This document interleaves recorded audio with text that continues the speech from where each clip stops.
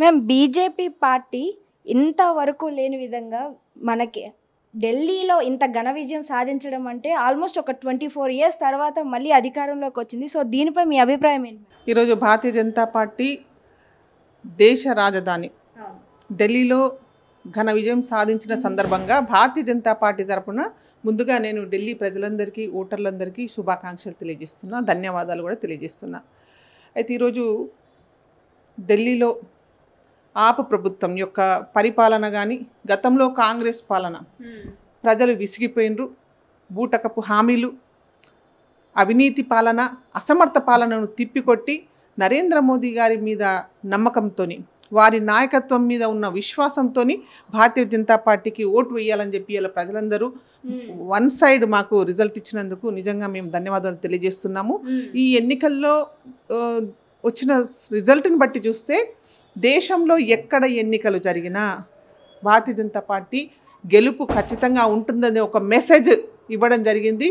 ఈ రకంగా రాబోయే రోజుల్లో తెలంగాణలో కూడా అధికారంలోకి చేపట్టడానికి తప్పకుండా మేమందరం కూడా కష్టపడి పనిచేస్తాము, అధికారం తీసుకొస్తాము. మేము ఢిల్లీలో చూసుకుంటే కాంగ్రెస్ పార్టీకి కనీసం ఒక్క ఓటు కూడా పడలేదు, ఒక్క సీటు కూడా రాలేదు. సో దీనిపై మీ ఒపీనియన్ ఏంటంటే, చూసుకుంటే ఎక్కడా కూడా కనీసం ఒక్క సీటు కూడా వాళ్ళు సాధించలేకపోయారు. దీంతో ఇంకా పతనం అయితే స్టార్ట్ అయింది. ఇంకా కాంగ్రెస్ పార్టీ అనేది మన భారతదేశంలోనే కనిపించకపోవచ్చు, కనుమరుగైపోవచ్చు అని అంటున్నారు.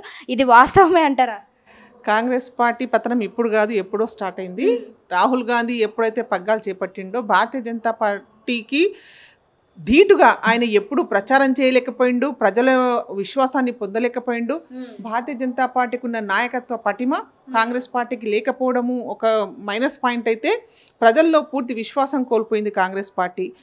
దేశంలో అత్యధికంగా పరిపాలించిన కాంగ్రెస్ పార్టీ దేశంలో 50 ఏళ్ళుగా పైగా పరిపాలించిన పార్టీ అవినీతి సామ్రాజ్యం ఏలింది.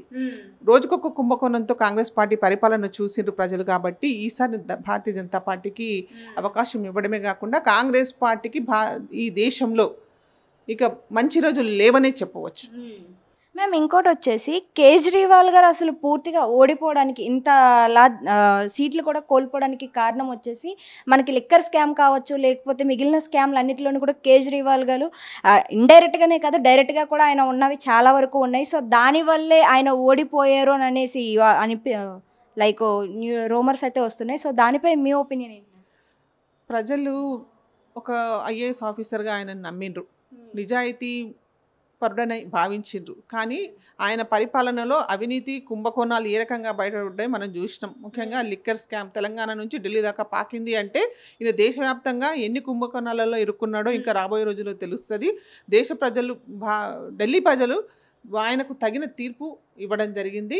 ఆయనకు అంటే చెప్పడం ఒకటి, ప్రజలను నమ్మించి మోసం చేసి అధికారంలోకి రావాలని ఏదైతే ప్రయత్నం మరొకసారి చేసిండో దాన్ని ఢిల్లీ ప్రజలు తిప్పికొట్టడం జరిగింది.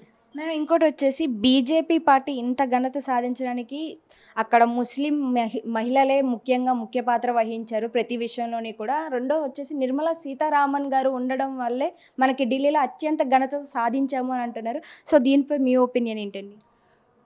ఇక్కడ ఢిల్లీ రిజల్ట్స్ చూసిన తర్వాత ఈరోజు కుల మతాలకు అతీతంగా ఓటర్లు నరేంద్ర మోదీ గారి పరిపాలన మీద, దేశ భవిష్యత్తు అంటే బాగుంటేనే మనందరం బాగుంటామనే ఒక భావనతోని ఈరోజు అందరూ కూడా భారతీయ జనతా పార్టీకి ఓట్లు వేయడము, అదే రకంగా ఫైనాన్స్ మినిస్టర్ యొక్క పనితీరు కానీ ఆమె యొక్క సిస్టమేటిక్ వర్క్ వల్ల ఈరోజు ఢిల్లీలో మేము రిజల్ట్ సాధించామని చెప్పి మేము భావిస్తున్నాము. దీంతోపాటు ప్రతి కార్యకర్త యొక్క కృషి ఇందులో ఉంది. అండ్ ఫైనల్గా మ్యామ్, అసలు బీజేపీ పార్టీ ఇంత ఘనత సాధించినందుకు అయితే నరేంద్ర మోడీ గారు మళ్ళీ అత్యున్నత స్థానంలో నిలబడినందుకు అందరూ శుభాకాంక్షలు తెలియజేస్తున్నారు. అయితే ఇంకోటి, 2 తెలుగు రాష్ట్రాల్లో ప్రతి ఒక్కరికి వచ్చిన రెగ్యులర్ క్వశ్చన్, ఇప్పుడు బీజేపీ పార్టీ అత్యధిక స్థాయిలో నిలిచింది కాబట్టి 2 తెలుగు రాష్ట్రాల్లో ఏ విధంగా సస్యశ్యామలం చేయబోతున్నారు అనే క్వశ్చన్ మార్క్ అందరూ అడుగుతున్నారు. సో దీనిపై మీ మాటల్లో ఒక్క ఒపీనియన్. భారతీయ జనతా పార్టీ అధికారంలో ఉన్న గత 2014 నుంచి కూడా మనం చూసుకుంటే నరేంద్ర మోదీ గారు బీజేపీ పాలిత రాష్ట్రాలతో పాటు ఇతర రాష్ట్రాల్లో కూడా సమానంగా నిధులు ఇవ్వడం కానీ అభివృద్ధి విషయంలో ఎక్కడా కూడా డిఫరెన్స్ చూపెట్టలేదు. అదే రకమైన అభివృద్ధి ముఖ్యంగా తెలుగు రాష్ట్రాల్లో కూడా మనం చూసాం. తెలంగాణలో కానీ ఆంధ్రప్రదేశ్లో కానీ మంచి ఓట్ బ్యాంక్ పెరిగింది. 8 మంది ఎమ్మెల్యేలు ఎంపీలు గెలిచిండ్రు. భవిష్యత్తులో తెలంగాణలో బీజేపీదే అధికారం ఉంటుంది. ఢిల్లీలో చూసుకుంటే గనక మనకి బీజేపీకి టోటల్గా 48 సీట్లు అయితే రావడం జరిగింది. సో 48 స్థానాల్లో అత్యధిక పర్వాలేదు నాది రావట్లేదు రాపని పర్లేదు నువ్వు మధ్యలో కదపగలగా. ఢిల్లీలో అత్యధిక స్థానంతో 48 సీట్లతో గెలవడం వల్ల అసలు మీరేం ఫీల్ అవుతున్నారు దీని వెనక? నిజంగా ఇది ఒక గొప్ప విజయం. 27 సంవత్సరాల తర్వాత ఢిల్లీలో మొదటిసారి భారతీయ జనతా పార్టీ జెండా ఎగరడం ఎర్రకోట పైన నిజంగా ఢిల్లీ ప్రజలందరికీ కూడా హ్యాట్సప్ చెప్పొచ్చు. ఇదొక గొప్ప విజయం అనే చెప్పొచ్చు. మనకి చూసుకుంటే నిజంగా ఎంత అంటే లిక్కర్ స్కామ్లో ఎవరైతే ఉన్నారో వాళ్ళందరూ కూడా ఈరోజు తుడిచిపెట్టుకునే పరిస్థితి ఉంది. నెక్స్ట్ ఎలక్షన్స్ ఏంటి? నెక్స్ట్ ఎలక్షన్స్ ఎక్కడ? తెలంగాణలో ఎలక్షన్స్. నెక్స్ట్ తెలంగాణలో కూడా ప్రజలు అదే రిజల్ట్ ఇవ్వబోతున్నారు. లిక్కర్ స్కామ్లో ఎవరైతే ఇరికారో, ఏవైతే మోసాలు చేస్తున్నారో అలాంటి వాళ్ళందరికీ కూడా ప్రజలు నీతి నిజాయితీగా ₹1 కూడా ఆశించకుండా సస్యశ్యామలంగా ఉండాలి అని నరేంద్ర మోదీ గారు ఏదైతే తలపెట్టారో మొత్తం కూడా భారతదేశం అంతా సస్యశ్యామలంగా ఉండాలి, భరతమాతని ఒక విశ్వగురువు స్థానంలో ఉంచాలి అన్న ఆయన ఆశయానికి ఈరోజు ఒక ఢిల్లీ ఎలక్షన్స్ ఏవైతే ఉన్నాయో అవన్నీ కూడా చూసుకుంటే ఆనందము పట్టలేని పరిస్థితిలో ఉన్నాయి. బట్ మా ఇక్కడ సెలబ్రేషన్స్ చేసుకోవాల్సి ఉండే, చాలా గొప్పగా సెలబ్రేషన్స్ జరగాల్సి ఉండే.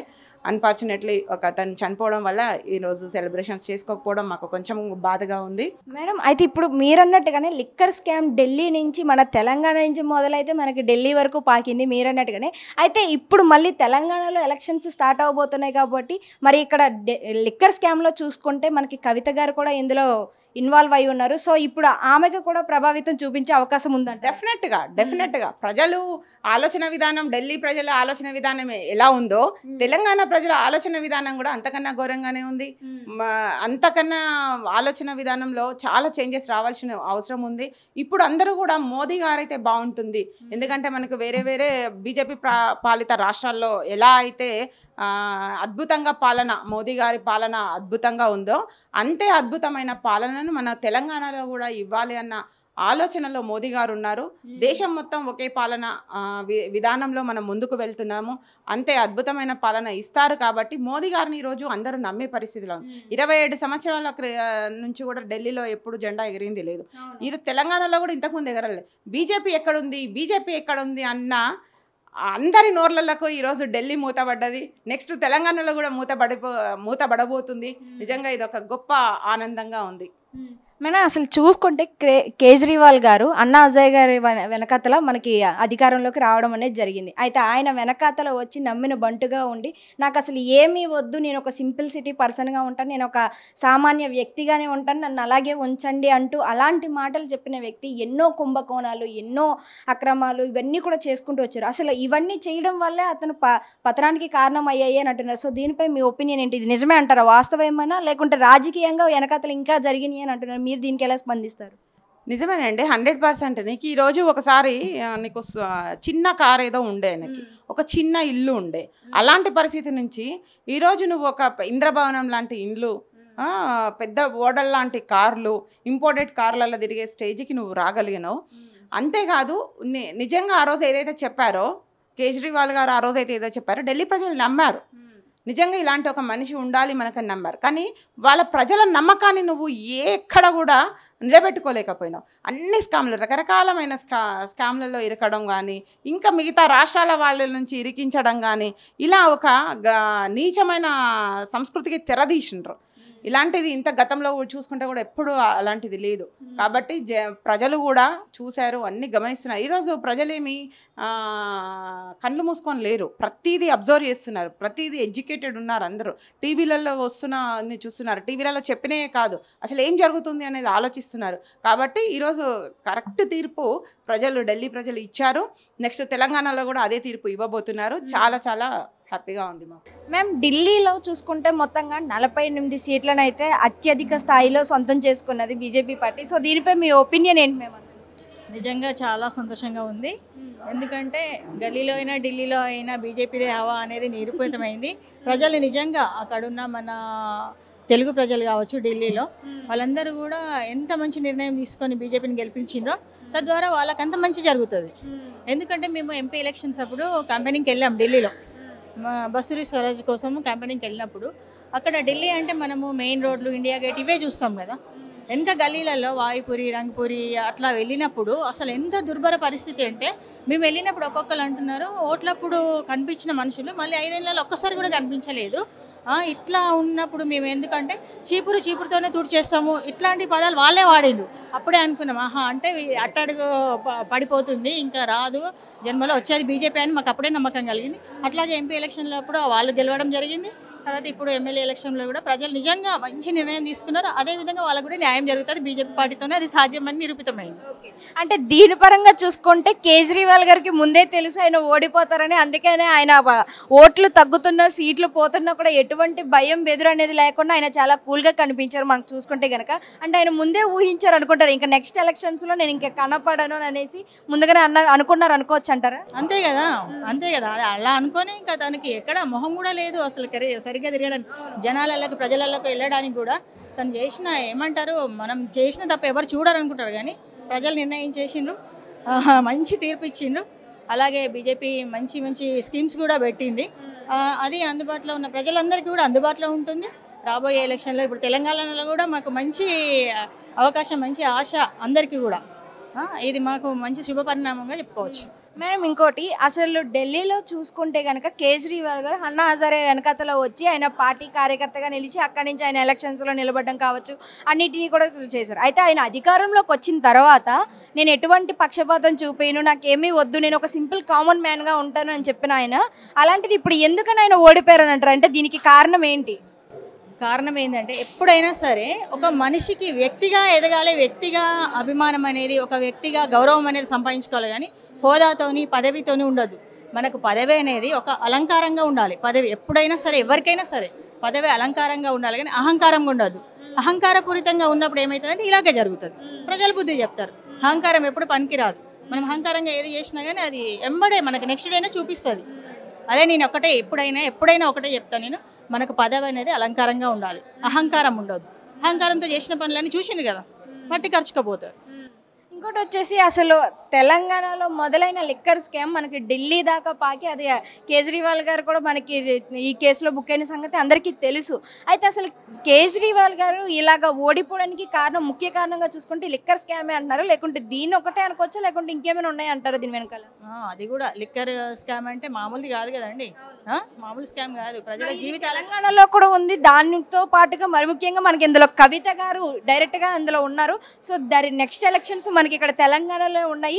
ఒకవేళ మీరు అన్నట్టుగానే మనకి బీజేపీ అధికారంలోకి వస్తే మరి అందులో ఈ స్కామ్లో నిలబడినందుకు మరి కవిత గారిని ఏ విధంగా చూసుకోవచ్చు అంటారు? ఇంకా అయిపోయింది. కవిత గారు ఎప్పుడైతే తిహార్ జైలుకి వెళ్ళినరో అప్పటికే సమాప్తం అయిపోయింది. పాపం వాళ్ళ వల్ల కేసీఆర్ గారు బలి అవ్వడం కూడా జరిగింది. చూసాం, పిల్లలు చేసిన తప్పుకి పెద్దవాళ్ళు శిక్ష అనుభవించడం జరిగింది. అయిపోయింది, అందరు ప్రజల తీర్పు చెప్పేసింది. ఇక్కడ తెలంగాణలో, ఢిల్లీలో కూడా అంతే. లిక్కర్ స్కామ్ అనేది ప్రజల జీవితాలతో ఆడుకున్న ఆట. అది పెద్ద స్కామ్. అది ఎంత తప్పు, ఎంత మోసం. అలాంటి పెద్ద స్కాములు చేసిన వాళ్ళని ఊరికే వదులుతారా? అలాగే తీర్పు అనేది వెలువడింది కదా. ఎప్పుడైనా మార్పు, ఇప్పుడు ప్రజలందరూ ఒక మంచి మార్పు కోరుకున్నారు. ఆ మంచి మార్పు బీజేపీతోనే సాధ్యం. ప్రజలందరికీ మంచి జరిగేది బీజేపీతోనే.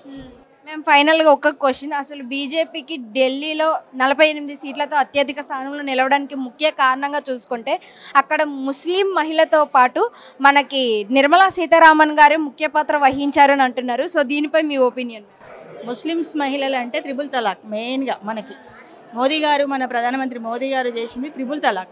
దానివల్ల ముస్లిం మహిళలు కాదు ఇక ప్రతి ఒక్కరు మాకు మోదీ గారితోనే, ఏదైనా మోదీ గారితోనే సాధ్యం. మామూలు మనిషి కాదండి మోదీ గారు. చూస్తే ఆయన చుట్టుపక్కల అసలు కనిపిస్తే చూస్తేనే మనకు కూడా అంత పవర్ వస్తుంది. దేశం కోసం, ధర్మం కోసం, ఫస్ట్ దేశం, తర్వాత ధర్మం, తర్వాతే కుటుంబం అన్న మోదీ గారు ఆయన ఇన్స్పిరేషన్తోనే అందరూ కూడా పనిచేస్తే ఖచ్చితంగా దేశాన్ని ఇప్పుడు విశ్వ గురు స్థానంలో నిలబెట్టడానికి ఎంత విశ్వ ప్రయత్నం చేస్తున్నారో అలాంటి పరిస్థితి తప్పకుండా వస్తుంది. భారతదేశానికి ఒక మంచి ఉన్నత స్థానంలో నిలబెడతారు. అలాగే అందరూ కూడా ముస్లిమ్సే కాదు ప్రతి ఒక్కరు కూడా బీజేపీ వైపు చూస్తున్నారు. మోదీ గారే మళ్ళీ